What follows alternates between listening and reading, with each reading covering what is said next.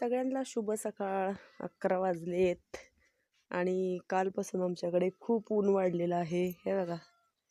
आणि आमच्या घरात एकदम शांतता झालेली आहे, कारण आमच्या जो मस्ती करणारा मेंबर आहे तो गेला आहे पुण्याला मावशीसोबत. आजच यात्रेला आलेले पाहुणे गेले, आत्ताच त्यांना सोडून आलेली आहे. आणि स्वयंपाक वगैरे झाला लवकर, कारण त्यांना हे करायचं होतं, डबा द्यायचा होता.